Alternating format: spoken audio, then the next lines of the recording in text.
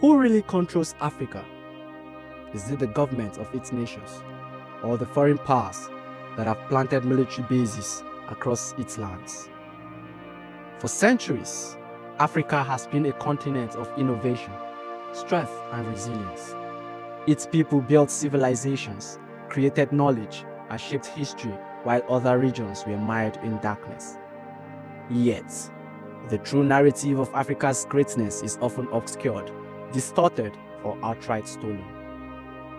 Today, Africa's sovereignty faces new challenges as superpowers establish footholds across its territories. From the Red Sea to the Sahel, from the Indian Ocean to the Atlantic, Africa's strategic importance has attracted nations like the United States, France, Russia, and China, each claiming to bring security and development. But are they protectors or exploiters? Let us unravel the layers of this complex, dark secret, exposing how these powers operate under the guise of partnership and revealing the cost of Africa's reliance on foreign military bases. This is a story not just of geopolitical strategy, but of Africa's ongoing struggle for true self-determination. In November 2020, Russia's President Vladimir Putin approved a deal with Sudan to establish a naval base on the Red Sea. The base, capable of hosting 300 personnel and 4 warships, including nuclear-powered vessels, would serve as a key outpost for Russia's military presence in Africa. Sudan, a nation plagued by hunger, political instability, and wars, was promised military aid and security in exchange for granting Russia this strategic foothold. Critics, particularly Western media, were quick to raise alarms about Russia's motives. However, this deal was not unique. South Sudan's Port Sudan, situated at the heart of vital shipping routes, has long been a coveted asset. Yet, unlike the West, Russia's presence did not come with crippling economic demands. Instead, the narrative around Sudan and Africa reveals an uncomfortable truth. Foreign military bases on African soil often serve the interests of global powers, not the nations that host them. Russia's naval base in Sudan is just one piece of the larger puzzle. Across Africa, military bases belonging to the US, France, the UK, and even China have multiplied, often under the banner of counter-terrorism. But let's not be fooled. These bases are more about safeguarding foreign interests than protecting Africa. From the Sahel to East Africa, these bases represent a new form of colonization, disguised as security assistance. Take Niger, for example. Once a quiet nation in the Sahel, it became a hotspot for military activity as terrorism surged. The US responded by building its largest drone base in Africa, costing $110 million. This base, Air Base 201, was supposed to combat terrorism, but it also symbolized America's deepening military foothold in the region. The same is true of France, which maintains a stronghold in Niger to secure its access to uranium, a resource critical for French energy production. To understand why Africa has become a playground for foreign powers, we must revisit Libya's fall in 2011. NATO's intervention, led by the US and its allies, toppled Muammar Gaddafi, plunging Libya into chaos. The collapse of Gaddafi's regime unleashed a wave of instability as arms and fighters spilled into the neighboring countries. This chaos fueled the rise of extremist groups like Boko Haram and Al-Qaeda across the Sahel, creating perfect pretext for foreign powers to intervene militarily. But let's be clear, these interventions did not stabilize Africa. Instead, they deepened the crisis. Countries like Mali and Chad became battlegrounds for a new kind of war. A war not just against terrorism, but also for control over Africa's resources and strategic locations. France's involvement in Africa is a classic tale of neocolonialism. After the fall of Gaddafi, France expanded its military bases across the Sahel, establishing bases in Libya, Niger, and Chad.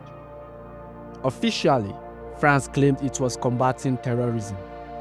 In reality, its focus was on securing access to resources like uranium in Niger and gold reserves in Mali.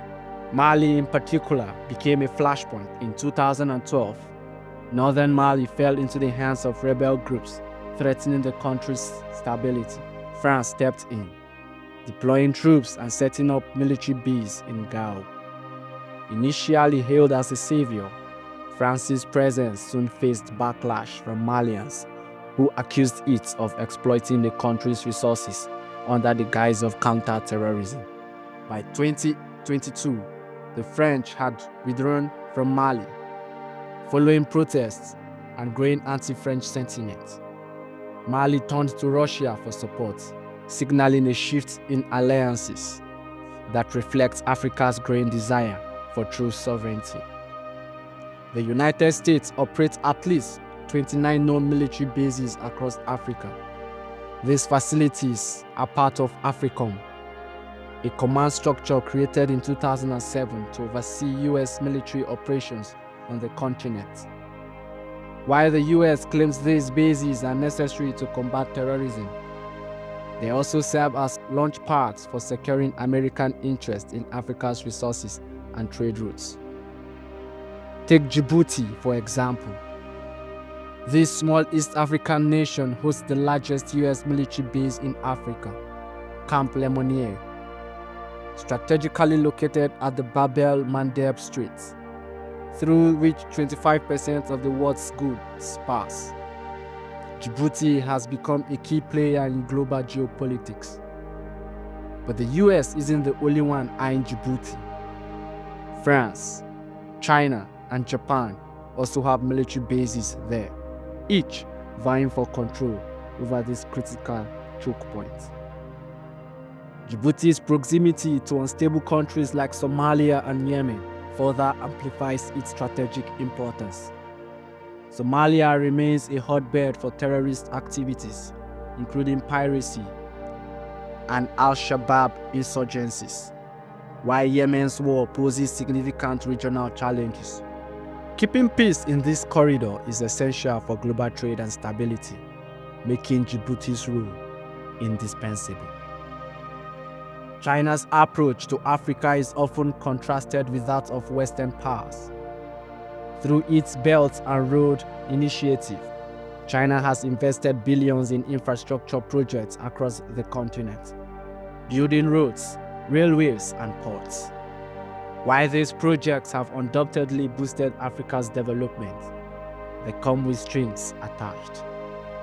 Many African nations like Equatorial Guinea have become heavily indebted in China, raising concerns about a new kind of dependency. China's military presence is also growing. In 2017, it opened its first overseas military base in Djibouti, just 10 kilometers from the US base at Camp Lemonnier. The base allows China to project power across the region while supporting its growing economic interests. Additionally, China has heavily invested in Djibouti's infrastructure, including railways linking the country to Ethiopia and several port facilities. For Africa, the proliferation of foreign military bases comes at a high cost. While these bases bring some economic benefits, such as rent payments and job creation, they also undermine sovereignty. Governments become reliant on foreign powers for security, leaving them vulnerable to exploitation. Worse still, these bases often exacerbate local conflicts rather than resolve them. Consider Niger, where US drone strikes have killed civilians, fueling anti-American sentiments. Or Mali, where French forces were accused of turning a blind eye to local corruption and resource exploitation. These examples highlighting a troubling pattern. A foreign intervention rarely addresses the root causes of instability. Instead, it perpetuates a cycle of dependency and conflict.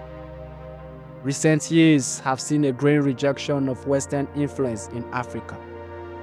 in 2022, Mali ordered French troops to leave, accusing France of failing to improve security and interfering in domestic politics.